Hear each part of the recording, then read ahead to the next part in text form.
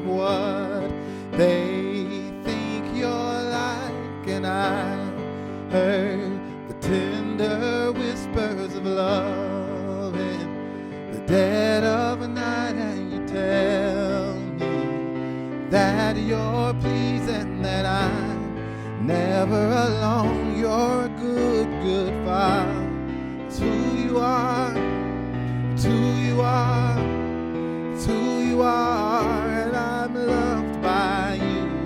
It's who I am, it's who I am, it's who I am. Oh, I've seen many searching for answers far and wide, but I know we're all searching for answers. Only you provide, 'cause you know just what we need before we say a word. You're a good, good Father.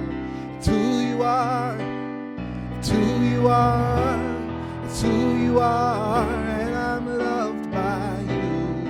It's who I am, it's who I am, it's who I am. You are perfect in all of your ways. You are perfect in all of your ways. You are perfect in all of your ways to us. You are perfect in all of your ways.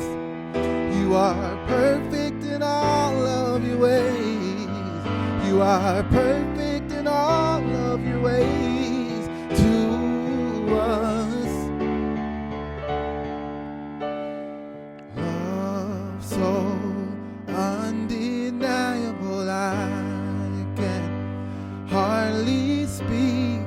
Peace so unexplainable, I can hardly think as you call me. Deeper still as you call me. Deeper still as you call me. Deeper still into love, love, love. You are perfect in all of your ways. You are perfect in all of your ways. You are perfect in all of your ways to us. You're a good, good Father. It's who you are. It's who you are.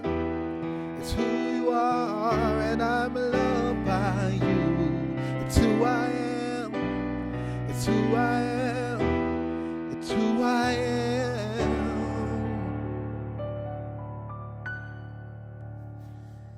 Hey everybody, welcome back to Cloud and Bridge. We've been on a 2-week hiatus, but it's been okay. We had 2 weeks ago a happy mistake where our service failed to upload, but we got to enjoy the youth service at that time, and it was just an amazing experience.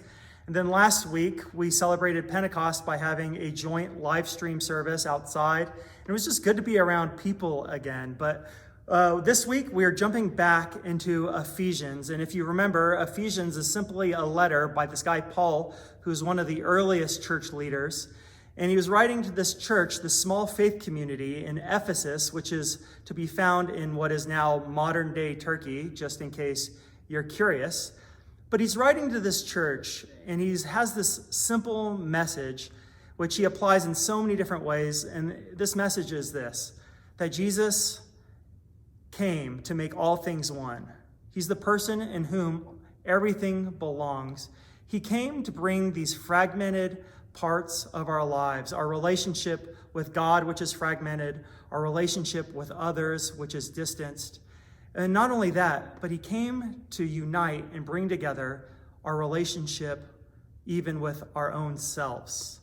And that's what Paul does today. He actually takes this decided turn towards the moral and the practical.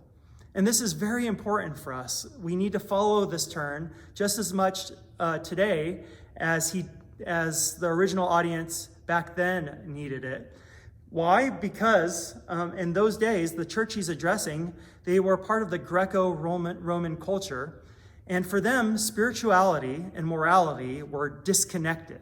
For example, your average Greco-Roman citizen would go to a temple for favors. You'd go, if you were going to travel on sea and you needed safe travels, you'd give a little gift to Poseidon. Or if eHarmony was not working out, you needed a little help, you'd go to Aphrodite. Or if you weren't feeling confident about your SATs, maybe you didn't study enough, you'd go to Athena and just say, Athena, can you give me a little boost in the wisdom department? But what you wouldn't go to these temples and you wouldn't go to the gods for, most certainly, was moral advice. Why?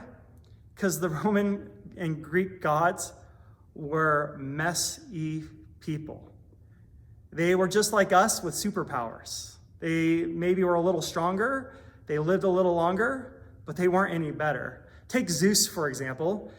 Zeus himself would have been the perfect guest on Jerry Springer or Maury Povich, right? Zeus. I know this is really uncomfortable for your wife, Hera, but this lady who's sitting here is telling us that you are the baby's daddy to this new demigod here. She said that you're denying it, but she has evidence. She said you were trying so hard that you even morphed yourself into various petting zoo animals. But we have the paternity test, and it says you are the father of this demigod, right? He was messy. The gods were not great people. They were actually bad most of the time, flippant, angry, passionate, spontaneous. They were unpredictable. You would go to them for favors, but you wouldn't go to them to tell you how to be a good person. Back then, what you would do is you just go to the philosophers, these people who didn't care for the most part about the gods. You'd go to Socrates, you'd go to Aristotle, you'd go to the cynics and the skeptics and the stoics. These were the people who could tell you what life was about and how you should act in life. But Paul does something different in Ephesians. He says the spiritual and the moral, faith and practice in Jesus are supposed to be one. Because God is not like man. He's not just this superhuman, but he is the foundation and he is the author of goodness. And because he is loving, he wants our lives and our world to reflect that goodness. That's what the full life, the good life, is about. It's about us mirroring God and his desires. And so it should actually connect to both the way we act and the way we speak and even the way we feel. We can't just turn to God like he's this sugar daddy or this God who we might not be sure if he's good, but we know he'll do us favors, or at least he'll keep us out of a bad, very hot place when we die. No, we turn to God because he is good and he can help us become good and he can help the world heal and become a good place. And today I want to talk about one of those things. I'm not going to talk today. I'm going to talk over the next 3 weeks about how God's goodness should reflect in our actions and how it should inform our speech. But today I want to talk about how it should inform our emotions. Because Paul covers one emotion in today's passage that we're all experiencing right now as a nation, as individuals, and we're encountering it on a daily basis. And it's this very powerful, moving, and very often destructive emotion called anger. And we need to learn how to relate to it. We need God to teach us and to show us how to relate to ourselves, specifically anger. And we see Paul giving us very practical advice today. How do we relate to anger? Well, he says, be angry, but be careful.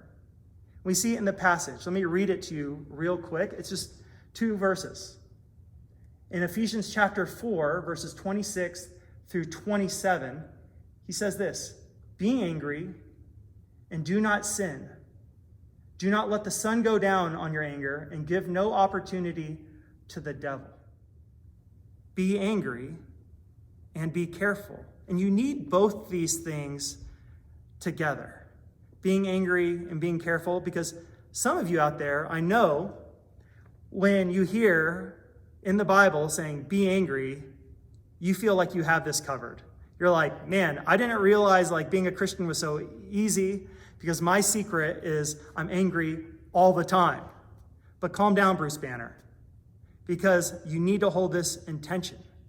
Because for every time the Bible in this letter or in the Bible as a whole, every time the Bible whispers, be angry, it shouts, be careful. Because even in this verse, the two words, be angry, are followed by 3 caveats of warning about how dangerous it could be. And in fact, Paul goes on at the only a few verses later, and he almost contradicts himself here. Because he says in verse 31, let all bitterness and wrath and anger and clamor and slander be put away with you, along with all malice. You see, the Bible realizes, and the wisdom that it gives us through these generations and these witnesses of these spiritual guides and these societal prophets, they tell us that anger is like fire. It's this thing, this element, this primal element that we have that has the power to give us life, but it also has the power to burn down an entire continent. Anger is dangerous. It's destructive. It's counterproductive often. And it almost says, hey, you need to be very careful, so much so that if you can't be careful, it's better to do away with it at all. But it's important. It doesn't do away with it. We're not Buddhists who want to annihilate emotion, especially anger. We're not Stoics who want to minimize it. Because we have to be able to realize anger is from God. And there is the sense of goodness to it. And to understand its goodness, we need to understand what is the foundation of anger. Well, if you want to know what that is, you have to learn from kids. Every kid, especially when they're younger, every time they throw a tantrum, or often when they get angry at us parents, what do they usually shout and scream? It's not fair. And I think that is actually a very profound truth. Anger tends to be rooted in the reality that life is not fair, or more appropriately, life is not just. This world is not what it should be. Our lives are not what they should be. There is some deep brokenness. And anger is the deep human emotional response to encountering that the world is not good and right and just. You see, for us to be loving, is we need to be able to relate to our anger healthily. Because the opposite of anger is not love. The opposite of anger is indifference, and it's not caring that the world is broken and people are hurting. You see, anger can be very destructive when it's attached to the wrong cause. But anger is equally destructive when it's not present, when there is an appropriate cause. See, in the recent times, this week, I think there is anger about the racial situation and climate and the acts that they've experienced, including the brutality of George Floyd and the brutality of many other people. But I think there's an even greater anger that is present that's not even directed towards those acts, but it's directed towards a community that has been indifferent for 400 years, that has been deaf to their voice and to their pain and to their cries. The opposite of anger is not love, but it's indifference. So we need to know how to be angry and be careful to be loving. Because anger can be this source and this impetus and this catalyst for great healing, great reconciliation, great correction of injustice, and making the world what it should be. But how do we do this? Well, practically speaking, we need to both grow and show. See, anger is the emotion that tells us something is not right. But before we act on it, we need to realize that anger provides the opportunity for our own personal growth. Before we do anything in the world with our anger, we need to take our emotion and our response and take it to the back room and put on the light to it and interrogate it deeply. We have to start questioning it. We have to start questioning what is behind it. Why am I getting so angry? You see, anger is tied to love. We get angry about the things that we love when things don't go right, when something bad happens to loved ones, but more often than not, it's when something goes bad or not as we planned to ourselves. And if you try to act on it before interrogating it, you're going to miss the opportunity to actually see whether your anger is being stemmed from deep selfishness or cattiness or something that is even worthwhile. How many times have we gotten angry at friends or as loved ones over something silly, or because they've gotten in the way and they've disrupted our own agendas, what we wanted for our own lives? We have to interrogate that. We have to ask, is our anger rooted in an appropriate, good cause? Because more often than not, if we don't do that, we're actually going to do more harm to ourselves, and we're going to prevent and we're going to hinder our own growth of becoming better people. But we not only need to take the moment to grow, we need to allow our anger to show. There's this rabbi who gives this maxim. His name's Jonathan Sachs, and he's just echoing this maxim actually of rabbinical tradition. I love rabbis because they're so practical. They just tell you ways that you can actually live things out, goodness in the world. And this maxim, he says, is when it comes to anger, it's better to show it than feel it. We need to take this feeling and this response to anger, and we need to be able to show it in productive ways. We need to be able to use our anger instead of letting it use us. And it's simple. When you encounter legitimate causes of anger, you need to turn it into prayer. Give it up to God. Lament, scream, cry, shout out God, saying, this is not fair. This is not good. We need to turn it into poetry and paintings and plays. These things of beauty that transform our pain instead of transmit the pain. We need to create these pieces of art that touch other people deeply instead of attack other people deeply. We need to turn it into practicalities. We need to turn it into action. How do we get involved instead of just protesting? How do we actually turn our actions into something productive? How do we get involved at local levels and local organizations and local community efforts to actually get our hands dirty and to actually make a difference in our society? But let's not sell protesting short. When it's peaceful and when it's good, it is powerful. And we need to listen to people's voices, whether we agree with them or not. We need to hear their cries, because it is a show of anger. It is a demonstration of anger in a way that is trying to let the world hear it. And we need to hear it. We cannot suppress it. If we try to dismiss it, if we try to argue it, if we try to ignore it,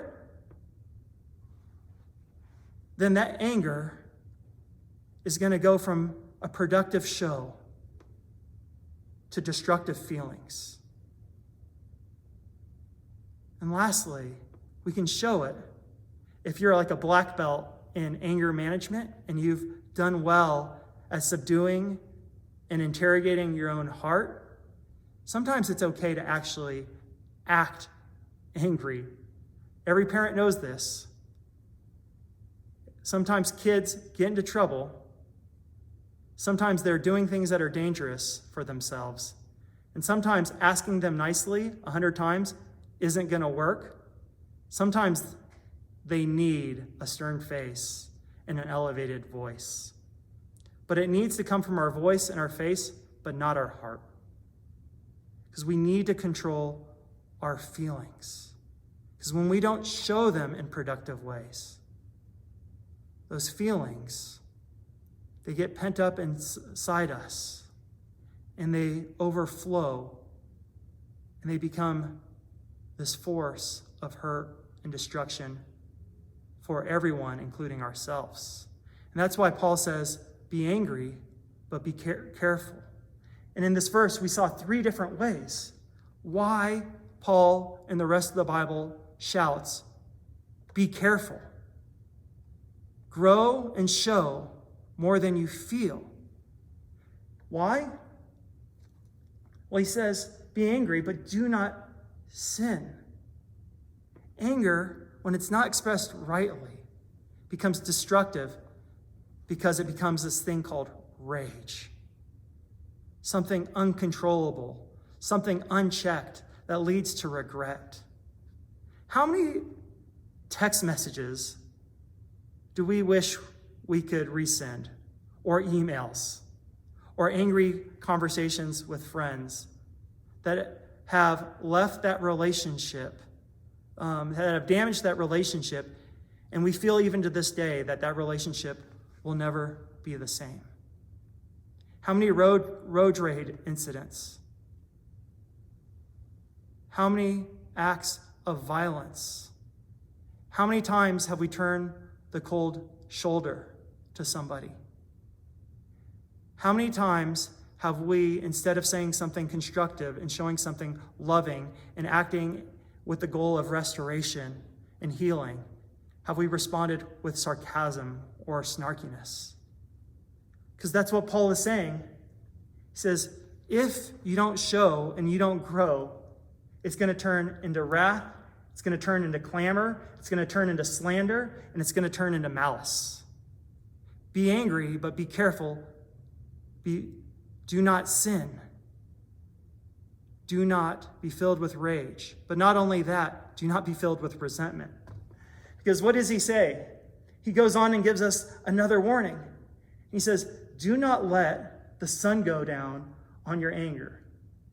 Now, don't take this too literally, because actually, if you've ever tried to resolve conflict with somebody when the sun has gone down or when the sun is going down and it's past 9 o'clock and you're tired and you're having this argument and you're trying to express anger with each other, even in with the best attitudes, you'll realize it's counterproductive and the sun is going to come up if you try to have those conversations at those times. But what he's trying to say is set a term limit on your anger. Because if you let anger sit around so much, so long, it's going to pollute your life, and your life is going to be governed and controlled by resentment. It's like if you've ever gone to a restaurant and you've gotten your food to go, your leftovers to go, and you've gotten home, you're in your driveway, and you're having such a great conversation that you leave the leftovers in your car. And you come out the next day and you've discovered that even leaving those leftovers in your car have left a stench in your car. That smell, that savor of Mongolian beef or Italian meatballs that you appreciated the night before, it's not so great when you have to drive in that car and you realize leaving it in for a short period of time means your car is going to smell that way for at least a week. what you think is good becomes horrible and long-lasting. And that's how anger works. You think it's going to be satisfying. And it's satisfying maybe for a moment if you only let it linger for a little while. But if you let it sit around, it's not only going to affect you in that moment. That stench is going to cover every area of your life for a long, long time. And it's going to be hard to get the smell out. Don't let what other people do to you and what the world is like, don't let your life stink. Do not let it characterize who you are. Don't let it govern your relationships. Don't let it turn you into somebody who is bitter and disgruntled. Let the sun set on it. Be careful. Set a term limit. But the last one is he says something and he says, do not give the devil a foothold. This person of evil. Do not give him an opportunity. And this is the reality. Anger, when it is a pent-up feeling that's not released in a productive way, makes us vulnerable. And there are people out there who are looking for people who are angry, who are trying to actually foster anger in others. Because they know people who are angry are going to go and hunt down Frankenstein. They're people who are willing to be weaponized, willing to be destructive, willing to be on the attack, willing to let the continent burn with fire. But they're not only people who are looking to weaponize angry, vulnerable people. There's evil out there who's just looking to infiltrate it and to use it as a cover for atrocious acts of destruction. If you are somebody who is angry, be very wary of who might be causing that anger.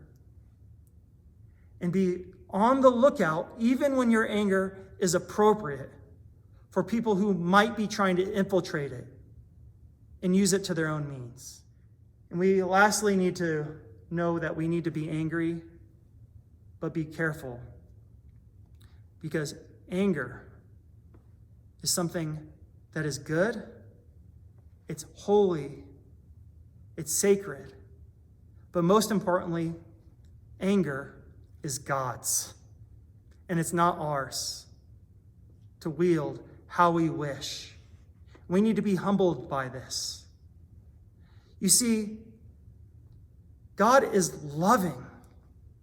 But we live in a time, and at least maybe there's subcultures, where people say, man, I'm okay with God being loving. But what about this Old Testament and New Testament God who's angry? That seems ridiculous. I want the loving God. But this angry God is archaic. But I need to tell you, I've struggled with this. But when we encounter situations like we do today with George Floyd and Ahmaud Arbery and thousands upon thousands of atrocious acts, I need to tell you that God is not a moral monster. That God is not indifferent to those people and to these communities and to our world. He's not indifferent to racism. He's not indifferent to oppression. He's not indifferent to corruption. And he's not indifferent to our evil. His love drives his anger. The world is not right. It's not what it should be, and we're not what we should be. Paul says in Ephesians chapter 2 that we are all by nature children of wrath. He sees us and he says, we are not right. And because of that, the world is not right. And we see this in the gospel story over and over again. Jesus is not happy. He's brokenhearted. He shows acts of anger over and over again. And you look at the story when it comes to its climax, and you see how Jesus, in his love, and his peace, but his truth-telling. He encounters leaders who are angry at him because he's disrupting their selfish agenda. They weren't willing to interrogate their own hearts. And he encounters the masses who are angry because they've been hurt dramatically by the oppression of the Roman Empire. But you know what the leaders do? They infiltrate and they weaponize. And the voices in mass say, crucify him, crucify him. From the top to the bottom. Jesus was not the product, his death was not the product of just some happenstance, some car accident. No, it was the concerted, systemic effort of humanity to put him on the cross, to crucify him, to suffocate him, to let him bleed out from his side. And the cross, the Bible says, is God's wrath poured out. It's God's cry to the world. It's his broken heart spilling out, saying, this is not right. The best of men have been crucified by the worst of the world. And that anger and that cry echoes from the cross to every victim today, to every person who is suffocated and can't breathe. This is God's cry. This is God's anger to us. This is God's love to shake us out and say, this is not right. And we are not right. We can't sustain this. This is not how the world should work. This isn't how the physics of the universe is meant to be. You cannot encounter God's love unless you first encounter God's anger, because they're one and the same thing.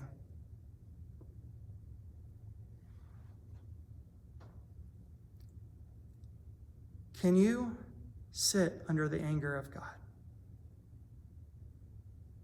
So if you can sit and you can not turn your eye from the injustice of the cross, which humanity has propagated, then you can see that there's a new way forward.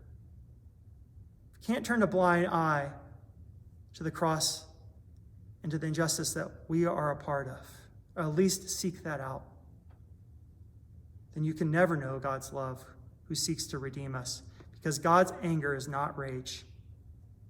He acts angry, but he doesn't feel angry towards us. On the cross, we see Jesus say, Father, forgive them, for they know not what they do. God's wrath is not punitive. It's not meant to punish us, but it's meant to restore us. It's meant us to bring us back into relationship with him. But that forgiveness is not meant to enable the sustaining of the cross. But his love and his mercy and his restoration is supposed to pour through our lives, and we're supposed to make every effort to live out the reality of this resurrection, of Jesus coming in fullness and healing, and his ruling and his efforts and his spirit to say the world is becoming what it was always meant to be. His goodness is meant to impact our lives. And we're supposed to love those who are the least of these, those who are the lost among these, those who are the last among these. And that's what we're meant to be as the church, as the people of God.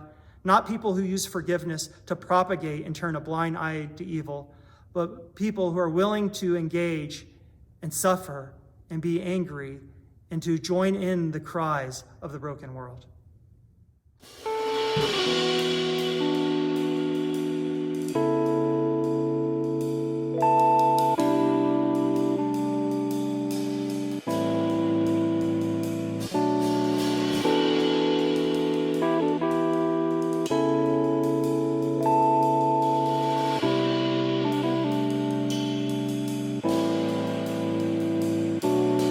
I gotta be a good man. If I can't, then who can? Generations waiting, dying. I gotta take a true stand. People looking up to me, holding up the light to see if a man can really be good, but I don't know if I can. See, I got this problem with my heart. Won't somebody please call me an ambulance? It's been nothing but trouble from the start. Struggling with how to love, need an x-ray analysis. Faces looking at me, put on the mean mug. You tell me about your problem, get the shoulder shrug. I could care about your pain, but honest, I ain't got the time. Trying not to go insane, just taking care of me and mine. But if I'ma be good, I gotta turn around and reach and help somebody get their feet up on that high ground. I can't get it right though. My mama them telling me that I'm being trifling. I can't say that they ain't right. I be in my feelings, avoiding familial dealings, relationships I be killing. I've had it up to the ceiling. My foolish heart wouldn't know love if it hit me right upside the head. If karma's what I live by, then I know by now I would be dead. But I look to God for grace. Though I seen a lot of trouble, you can't see it on my face. I know that's the only way, cause every single time that I tried out on my own, it always ends in a disgrace. Now if I can be a good man, I know somebody that can, and I'ma walk beside him, avoiding the steps where I began. And maybe I can put away my callousness. Pray to God he'll count it all as righteousness. Cause I confess I gotta be a good man. If I can't, then who can? Generations waiting, dying, I gotta take a true stand. People looking up to me, holding up the light to see if a man can really be good. But I don't know if I can. I gotta be a good man. If I can't, then who can? Generations waiting, dying, I gotta take a true stand. People looking up to me, holding up the light to see if a man can really be good. But I pray God that I can. I pray God that I can.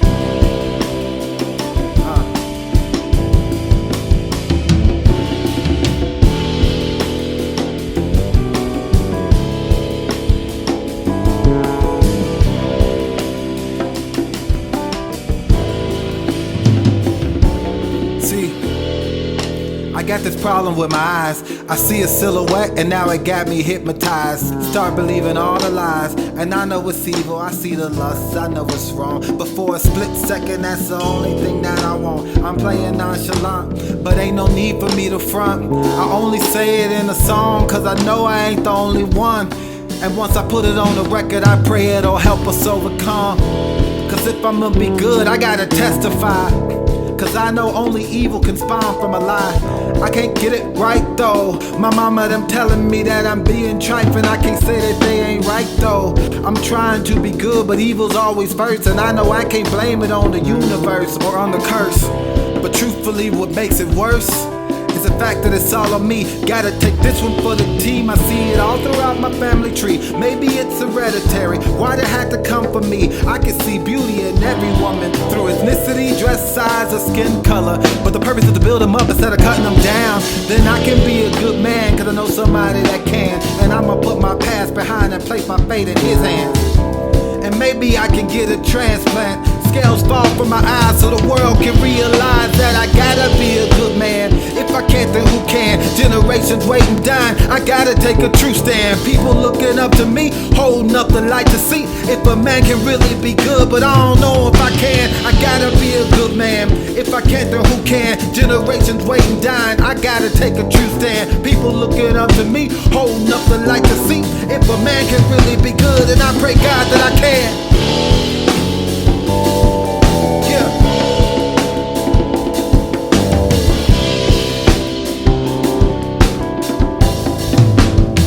Pray God that I can.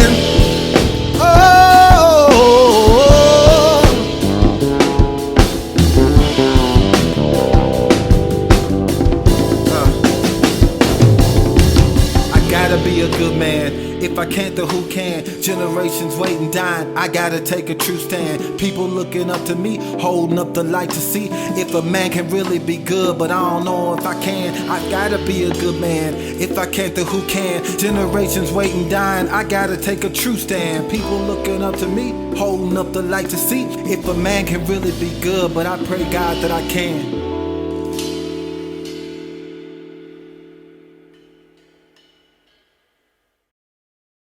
Hey, thank you everybody for joining us today. I just wanted to let you know that I'm very serious when I say I'm going to be praying for you throughout this week. I'm going to be praying for something very specific, that God's hope and peace would become tangible and real to you. Because I don't think it's a stretch to say that the last few days or few weeks or few months for that matter have been exactly the easiest of times. And I know many of you and your families and your communities are carrying a heavy burden at this moment. So if life is overwhelming or it's just a little too much, can I encourage you to do two things? Reach out to me. I'm a pastor. It's my passion. It's my calling. It's my literal job description to care for people, to pray for them, to walk alongside them, and to support them. Reach out to me.